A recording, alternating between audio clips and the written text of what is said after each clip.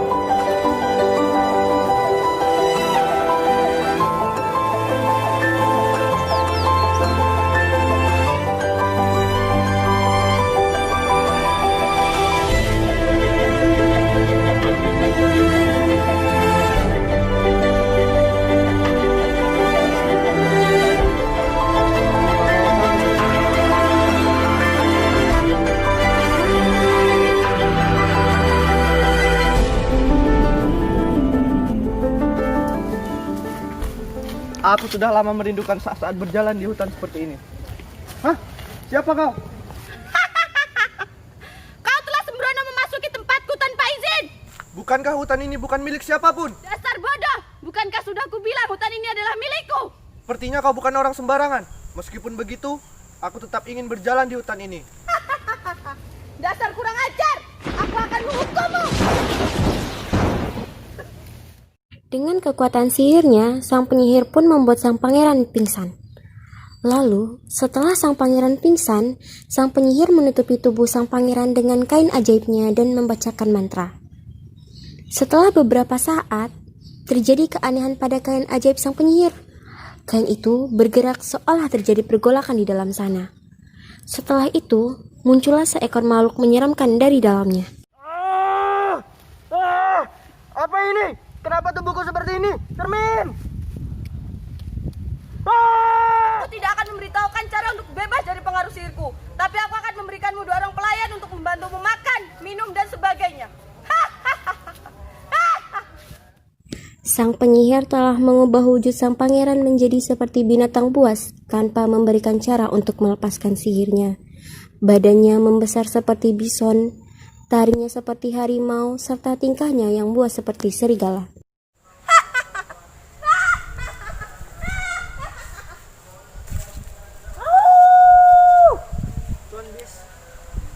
Mulai hari ini kami adalah pelayanmu. Karena malu pulang ke istananya, maka ia pun hanya berdiam diri di hutan. Tetapi setelah beberapa hari, ia menemukan kastil tua dan tinggal di sana bersama 2 pelayan yang diberi oleh sang penyihir.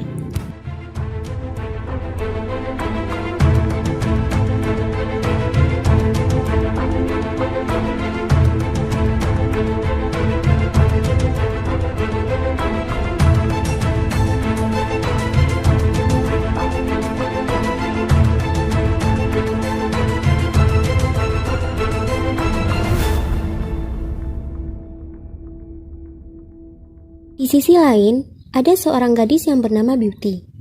Dia hidup di sebuah desa bersama ayah dan kakak-kakaknya. Beauty adalah gadis yang cantik dan baik hati, tidak seperti kakak-kakaknya. Dia juga rajin bekerja keras.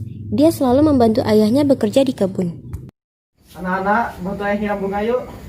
Tidak, itu hanya mengotori tanganku. Ayo saja sendiri. Benar kata kakak, aku tidak mau. Kalau begitu, aku saja yang membantu ayah. Ayo, ayah. Kamu memang baik ya, Beauty. Dasar sok baik. Benar tuh. Keesokan harinya, ayah Beauty akan berangkat ke kota. Ia menanyakan kepada anak-anaknya apa yang mereka inginkan dari kota. Anak-anak, ayah akan ke ibu kota. Apa yang kalian inginkan? Aku menginginkan seuntai kalung emas yang indah dan mewah. Aku menginginkan baju yang terbagus dari kain sutra ya. Aku hanya ingin ayah pulang dengan selamat dan membawakanku setangkai bunga mawar putih. Baik anak-anak, tolong jaga rumah ya. Ayah pergi dulu. Iya Iya, ya. ya. Assalamualaikum. Waalaikumsalam.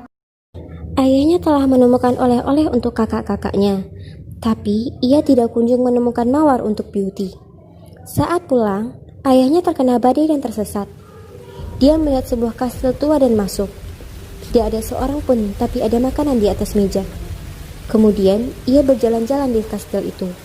Dia mengambil mawar dari kebun untuk Beauty. Tiba-tiba, Beast marah dan muncul. Dia ingin membunuh ayah Beauty kecuali Beauty dibawa kepadanya.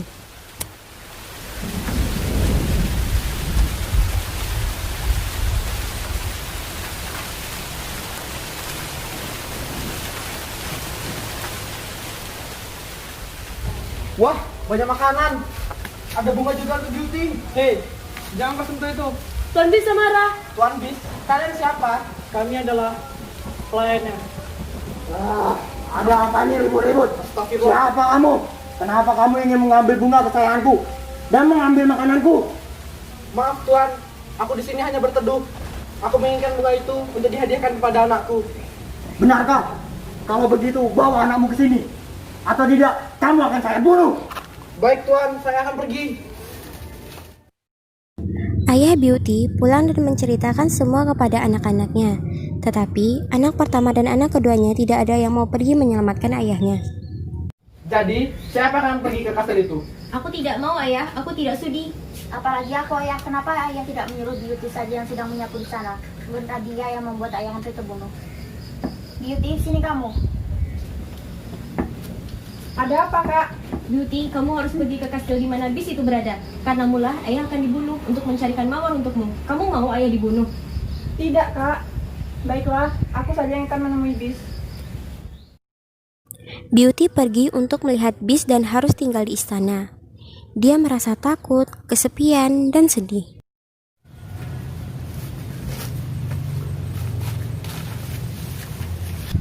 Halo, Tuan Bis. Oh, kamu anak dari laki-laki itu. Aku sudah lama menunggumu di sini. Mulai hari ini, kamu akan tinggal di sini. Kamu akan tinggal di lantai atas. Dan kamu jangan coba untuk kabur. Baik, Tuan Bis. Sabar ya Beauty, sebenarnya Tuan Bis tidak itu Pak. Iya, Bu Iti. Kamu akan tahu. Mari kami antarkan kamu ke kamarmu. Setelah beberapa saat tinggal bersama Bis, Beauty mulai merasa bahwa Bis tidaklah sekejam apa yang difikirkannya. Dan mereka pun mulai akrab dan dekat. Aduh, lagi-lagi kukuku melukai tanganku sendiri. Bis! Tanganmu terluka. Biar aku yang mengobatinya.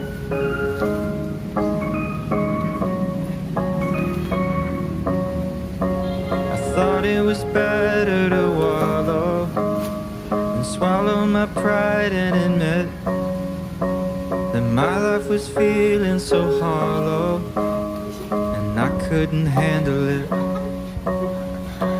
So I called a couple of friends and a caring. Terima kasih Beauty. Beauty, apa yang kamu senangi? Aku sangat menyukai bunga mawar putih. Tunggu sebentar. Ambil ini. Bis, terima kasih. Sama-sama. Suatu hari, Bis merasakan bahwa Beauty merasa kesepian. Maka dari itu, dia mengajak Beauty berbicara.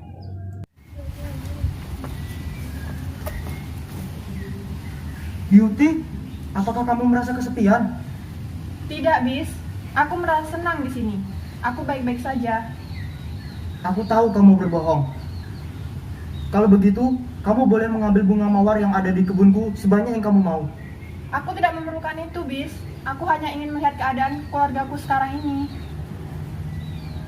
Kalau begitu, di kamarku ada cermin ajaib. Di situ, kamu tinggal tanya kepada cermin ajaib bagaimana tentang keadaan keluargamu. Apakah boleh, Bis? Terima kasih, Bis. Beauty pun pergi ke kamar Bis dengan perasaan senang. Saat sampai di depan cermin, Cermin ajaib. Tunjukkan kepadaku keadaan keluargaku saat ini. Ayah? Apa yang terjadi dengan ayah? Aku harus pulang. akan tetapi betapa kagetnya Beauty saat melihat ayahnya terbaring sakit di atas ranjang. Lalu, Beauty pun segera meminta izin kepada Bis agar diperbolehkan mengunjungi ayahnya yang sedang sakit. Bis, ayahku sedang sakit. Bolehkah aku mengunjunginya? Ayahmu sedang sakit. Kalau begitu, kamu kunjungi saja ayahmu. Aku tidak akan melarangmu. Baik, Bis. Terima kasih. Lalu setelah Beauty pergi, sebenarnya Beast langsung merasa sedih dan langsung jatuh sakit. Sesampai Beauty di rumahnya, Ayah, Beauty, apa yang terjadi dengan ayah? Kemana kakak-kakak? Apakah dia tidak merawat ayah? kakak-kakak meninggalkan bapak. Apa yang kamu lakukan di sini? Bukannya kamu di tempat bis? Apa kamu baik-baik saja? Aku baik-baik saja, Ayah. Bis memperkenalkanku untuk pulang. Syukurlah. setelah seminggu tinggal bersama ayahnya, dia memimpikan bahwa si Beast telah sekarat. Lalu si Beauty langsung terbangun dan pergi ke tempat Beast. Di mana bis? Beauty, Tuan Bis sedang sekarat. Entah mengapa, tapi Tuan Bis tidak bisa jauh darimu. Bis, apakah kamu baik-baik saja? Aku memimpikanmu. Saya sangat senang bisa melihatmu untuk yang terakhir kali. Saya merindukanmu. Selamat tinggal, Beauty. Bis, jangan tinggalkan aku. Kumohon. Lalu Beauty pun menangis. Tetesan air matanya jatuh mengenai Beast.